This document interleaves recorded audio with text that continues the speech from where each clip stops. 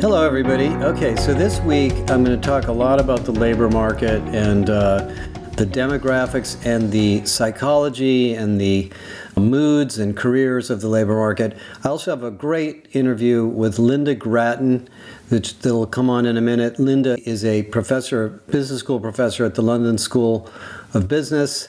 She's really interesting to listen to. She's written a whole bunch of books.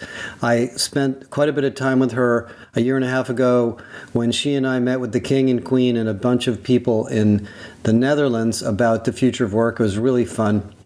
So I think you'll enjoy that.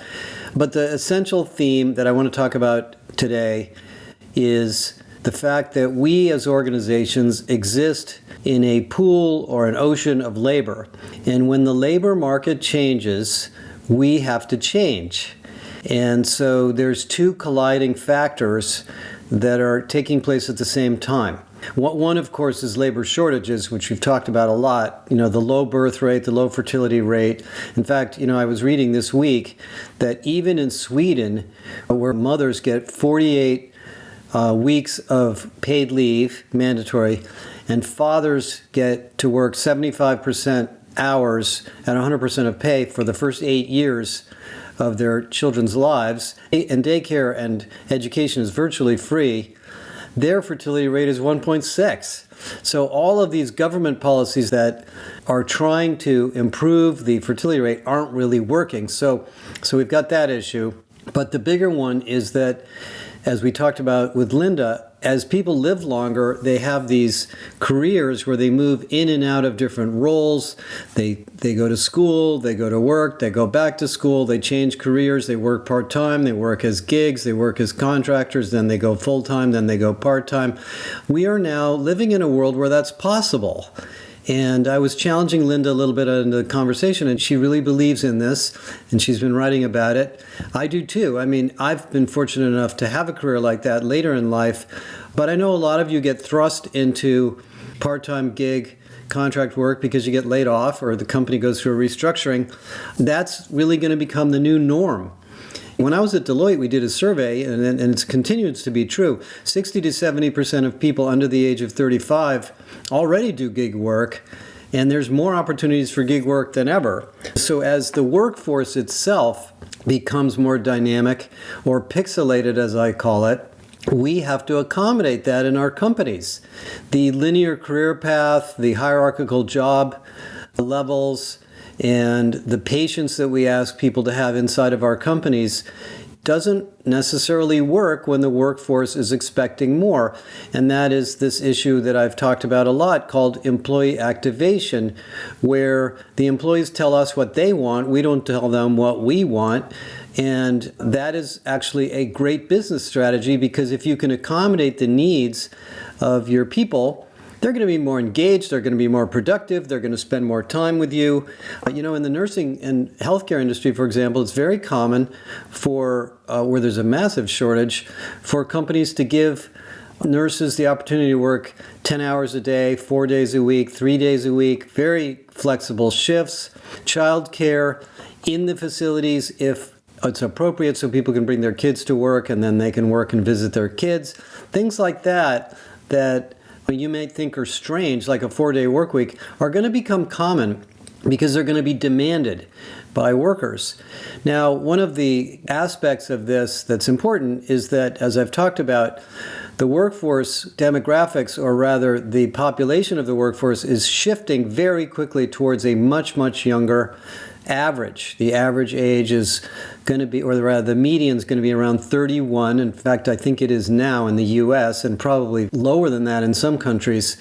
So we're now accommodating the demands and expectations of people that are much earlier in their careers, many of whom are not as happy, not as satisfied, not as sure what they're going to do with their lives. They're postponing marriage, postponing having children.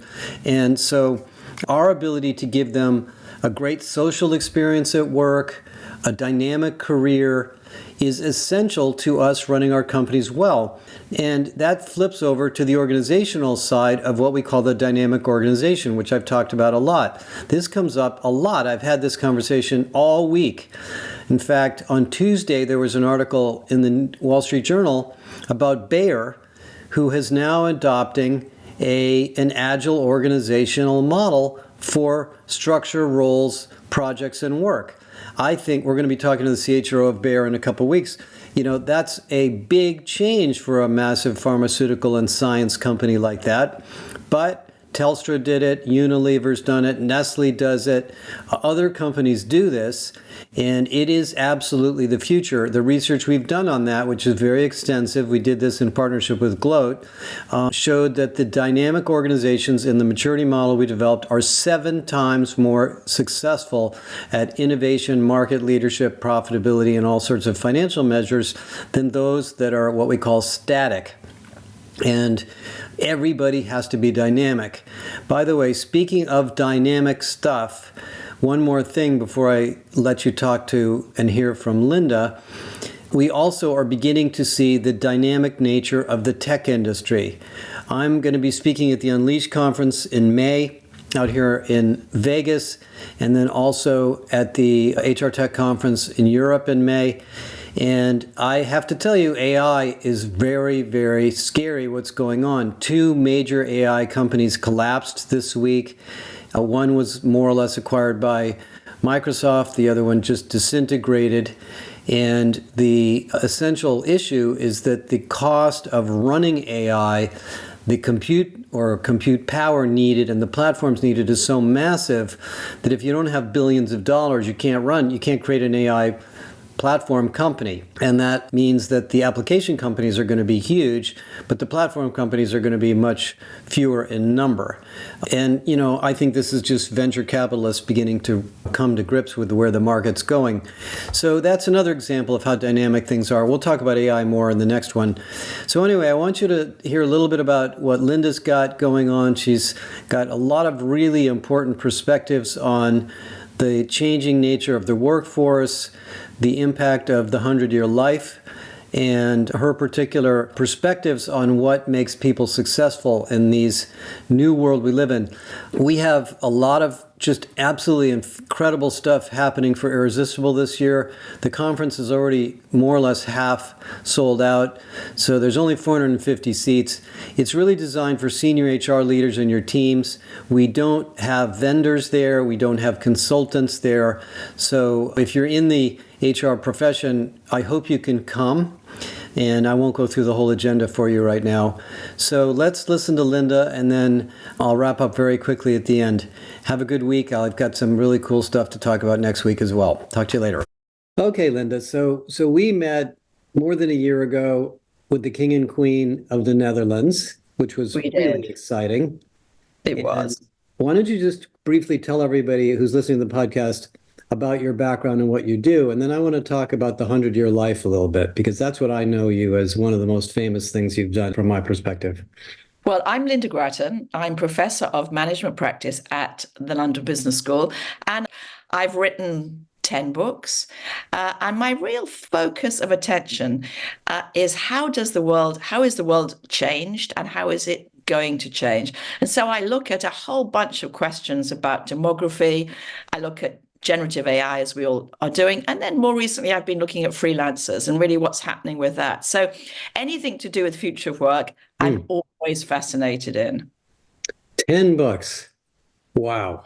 I mean, I've done 2 or 3 and I'm not doing it again. It's too much work. My hat's off. Everybody always says that, and then they do. We'll have to watch you. Okay. So let's talk about the future of work a little bit, and the perspective that I have, and I want to get your thoughts. I mean, the book that struck me, that really hit me, was The 100-Year Life, which is one of your most famous books from my perspective. Yeah. It helped us think through the impact of longevity on the workforce and the HR function and the labor market. But now we have this other really interesting information that because the baby boomers are starting to retire, the workforce is suddenly getting very, very young. And what we're hearing from the research we're looking at is that the younger part of the workforce is actually rethinking everything in terms of their life, their commitment to organizations, their mental health issues, their social lives, et cetera. from the standpoint of the 100-year life. What's your perspective on all this? Well, thanks for the question, Josh. It's a great question. So, of all the books that I've written, The 100-Year Life is indeed the one that got the most traction. It sold over 1 million copies. It's got into many languages. It was the best-selling business book in Japan, and we sold 500,000 copies in China. Now, why, of course, we sold in those two countries is that Japan is aging faster than any other country, but if you looked in the next few years, China is going to age faster than Japan. And of course, the size of China makes it an enormous demographic issue. So here's the thing. In most developed countries, two things are happening to really change the demography. The first is that people are living longer, and expectations of living to 100 aren't unimaginable. And at the same time, we're having fewer children. And so developed countries are aging very quickly, and that has massive implications. Just only today, you saw, I'm sure, Larry Fink's report from BlackRock saying, there's a massive pension crisis. And when Andrew Scott and I looked at this question in our book, Andrew is an economist, so that was incredibly helpful to have an economist plus a psychologist. What we really began to realize is that when you think that you're going to live to 100, and Josh, I'm sure, looking at you now, you're going to live a lot longer than 100. I hope so. Yeah, you're looking pretty But I have fit. some genes that are not so great. We'll see how they work out. Okay. Well, it's amazing what they're doing these days. But if you think you're going to live to 100, then you'll be working until you're in your 70s. And so if you think, well, I'm going to work into my 70s, then clearly the three-stage life of full-time education, full-time work, full-time retirement looks impossibly inflexible. And so what we're beginning to see is people of every age saying this isn't working for me. So if you're in your 50s now, you're saying this isn't going to work for me because I don't want to retire at 60. I want to carry on doing exciting things. If you're in your 30s, you're saying this isn't working for me because I want to take time off. I want to start my own business. I want to be a freelancer. And if you're in your 20s, you're saying, I need to have a multi-stage life. So it isn't just young people, I don't think, Josh. I think all of us in our own way are saying the three-stage life is dead. But, and here's the problem, academics, as you know, Josh, have some wonderful words. And the one my favorite one at the moment is the fact that, whilst we might want something that's going to happen, it is under-institutionalized. That's the academic word for it, which is to say, what we want is not yet there in terms of government policy, corporate policy, even educational policy. Now, that's beginning to change. And one of the things that I do, Josh, is I look really carefully at what is happening in education, in governments, in corporations, that is allowing you, will enable you, in fact, invite you to have a multi-stage life. So that's really where we are at the moment. It's not really working for anyone. And of course, for younger people, they're most anxious about that because they've got 50 years of work ahead of them. And they're saying, how am I going to do that? Now, the good news for them is institutions are changing very fast at the moment. And so when you're young and you look forward, what you tend to do is to think, and I see this in my MBA students who I teach, that you tend to think that you're going to change, but the world's going to stay the same. But what I'm saying to them is, look, don't worry, the world is going to change.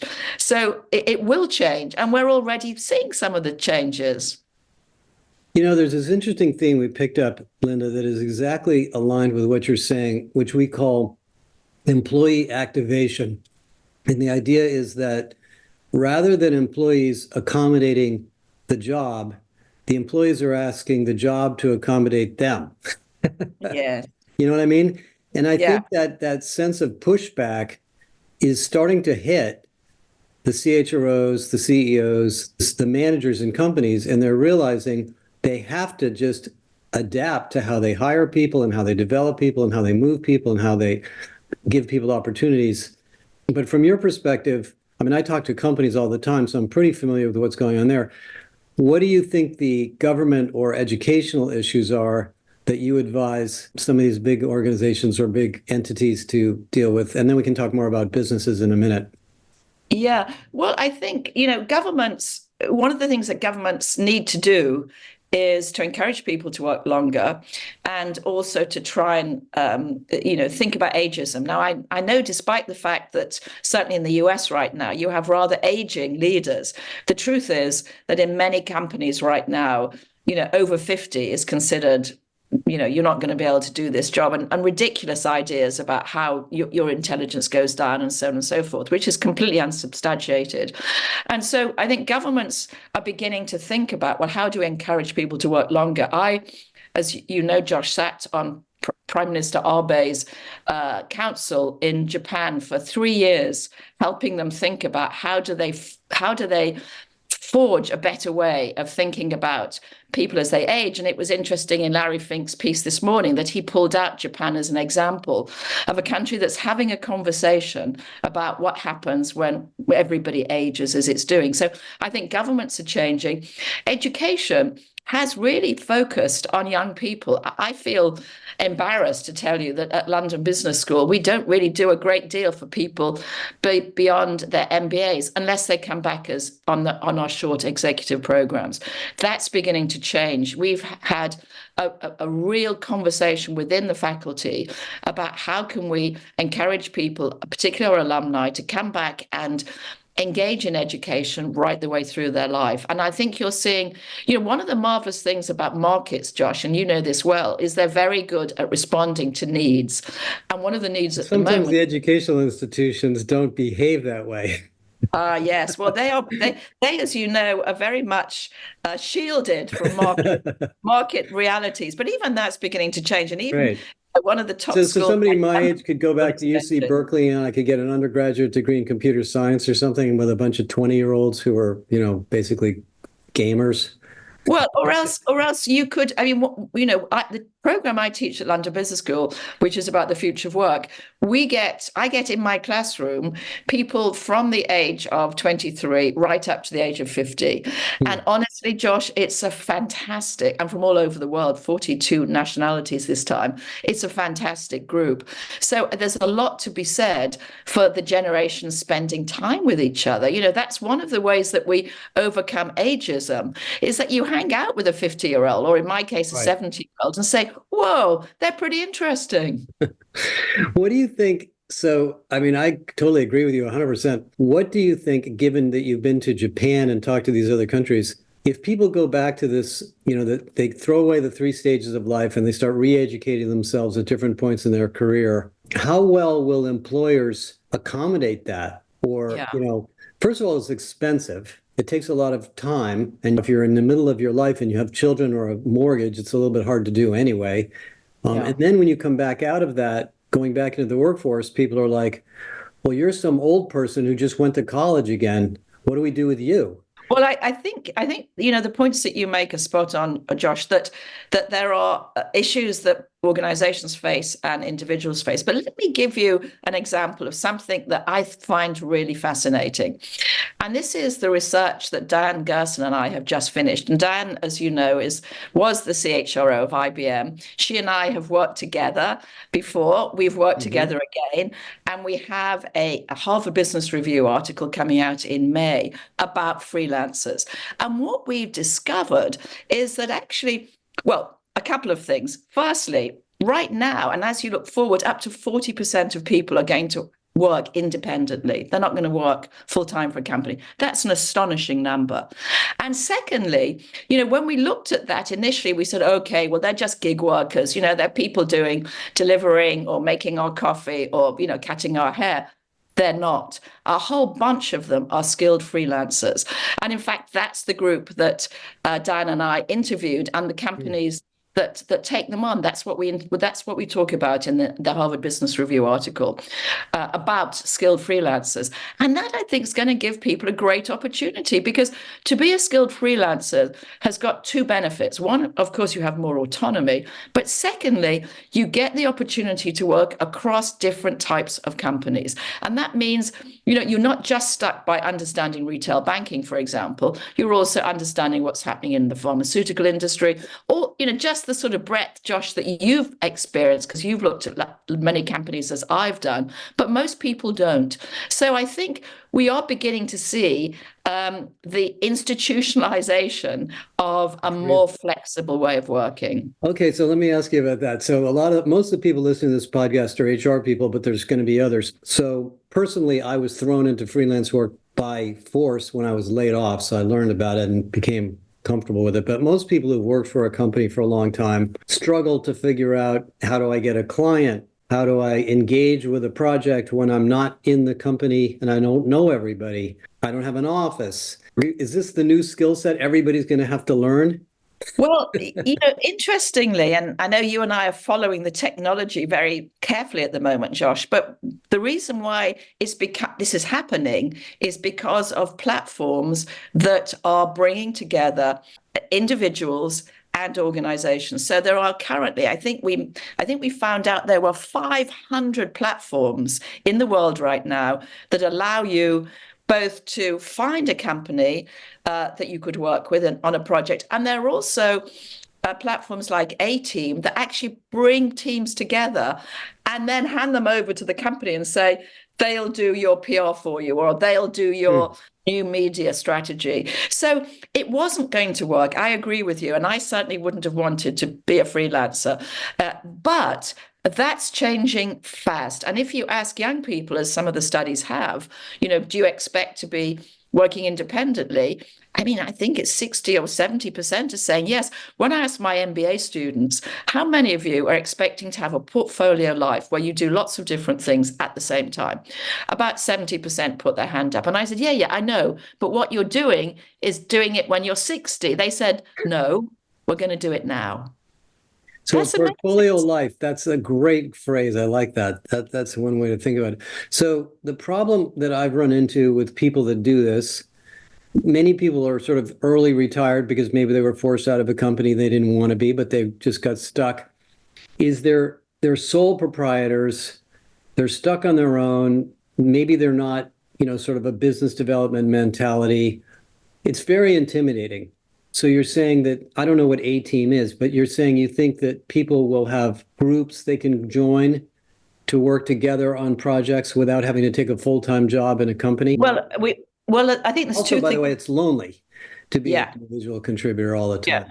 Yeah, no, I agree, Josh. And I think so this is something that we're watching. One of the things that I love doing as an academic is sort of to watch institutional forms change. And the one we're watching at the moment is exactly this, because early research on freelancers said exactly what you said, Josh, which is to say, they feel anxious about their next job. They're worried that they don't have any friends, blah, blah, blah.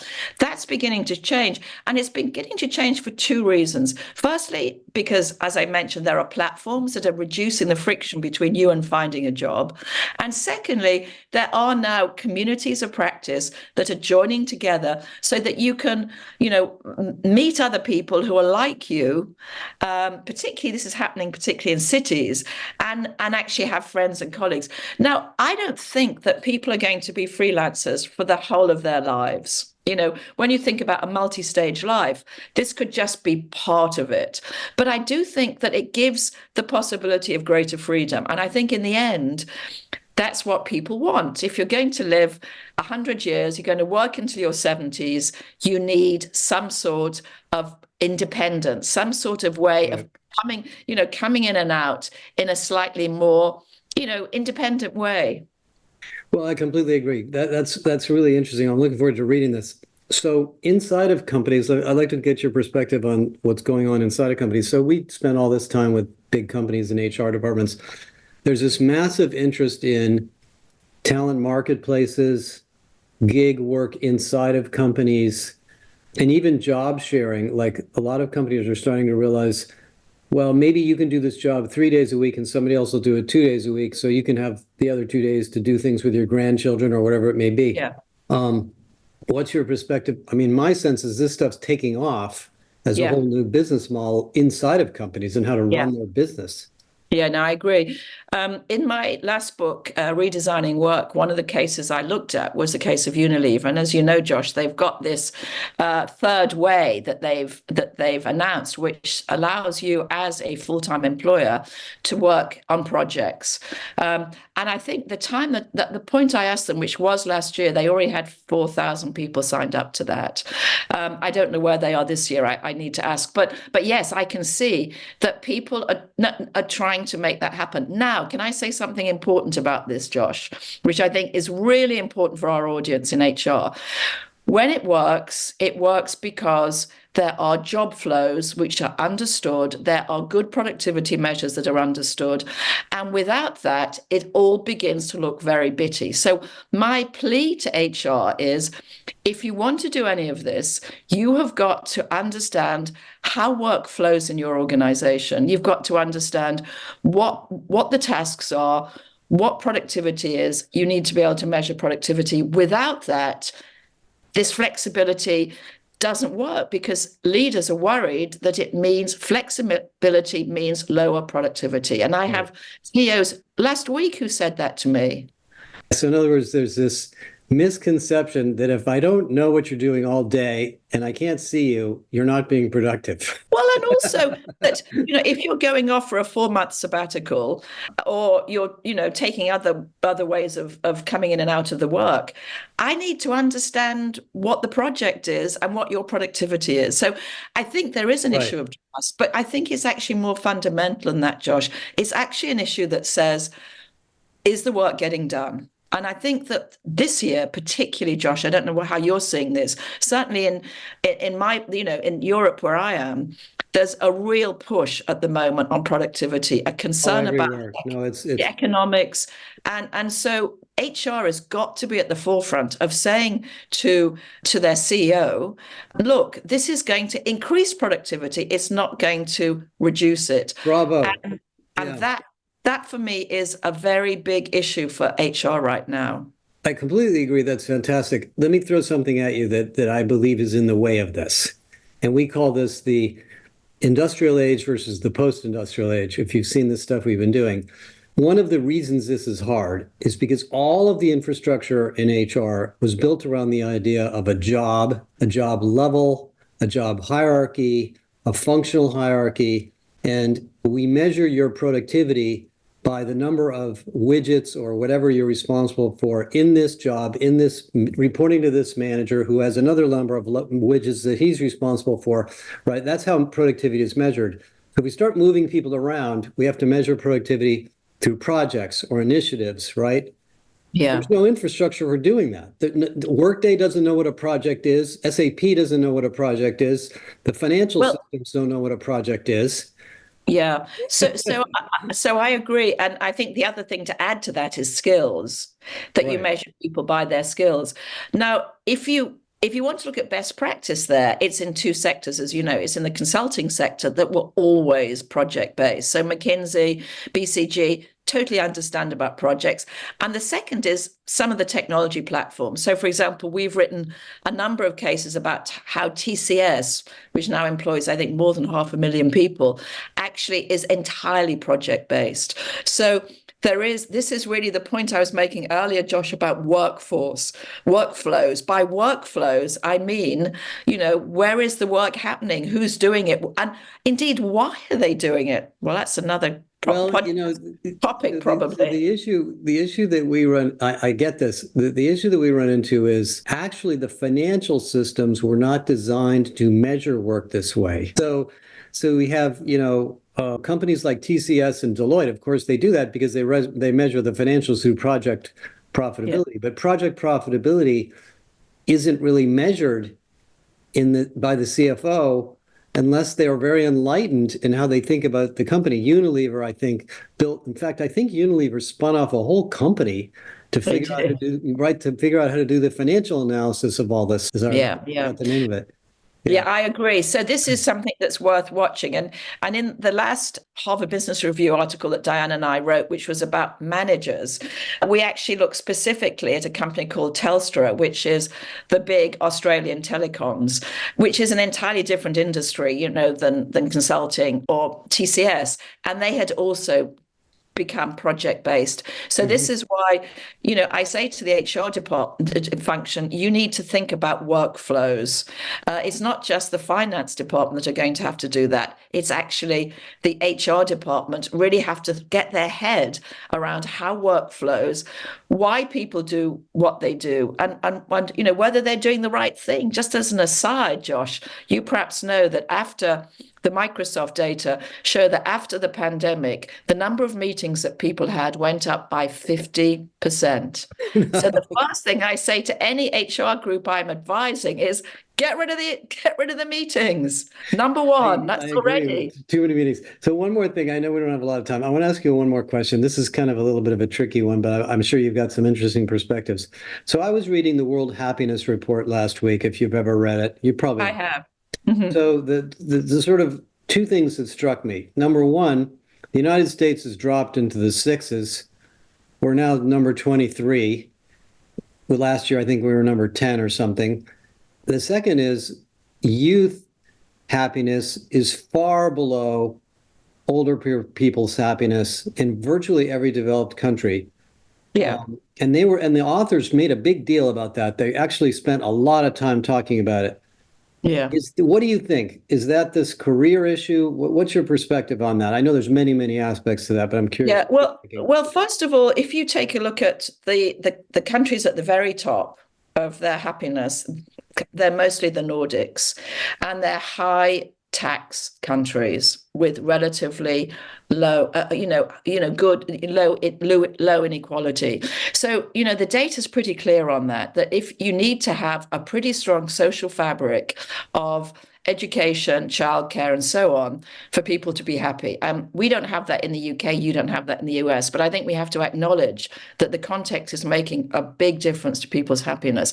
The second is, if you take a look at happiness across the life stage, we know it goes up and down. We know that. We've known that data for years. The happiest people tend to be in their 60s and 70s, and the unhappiest people tend to be in their late 30s and 40s when they are in this awful sandwich of looking after their kids, looking after their parents, trying to do well at work. The fact that young people are not happy is very concerning. And I agree with you, Josh, and I've been looking at that data myself. I think there's still a big pandemic overhang. Those people, and this is certainly how we've been interpreting that data in the UK, many of those people came into universities during the pandemic. They had a horrible time. I don't think we've really come to terms with the impact that the pandemic had on the mental health of young people. So one of the things I would say, and certainly say to my MBA students, is find jobs that you really like. Get into the office, spend time with people. Do not do jobs where you're sitting at home, on your own. This is what you did during the pandemic, and it makes you unhappy and lonely. Because one of the major triggers for unhappiness in young people is that they're lonely. Yeah, I agree. That's a huge issue. All right, Lynda, I could talk to you for about 2 hours about this stuff. We'll have to find another king and queen that want to invite us to some wonderful event together. The world is full of them. All right, thank you so much for your time today. My pleasure, Josh. Lovely to see you. You too. Okay, thanks a million. Okay, lots and lots of food for thought there. I'm going to wrap it up here, and we can continue discussing this topic as more information comes in on what's going on in the labor market. If you have any stories of flexible work, accommodations, designs, dynamic career models, things that you're doing in your company, please let us know. We'd love to tell people about it or write about it or share it in any way that you feel comfortable. And we'll talk more next week. Bye for now.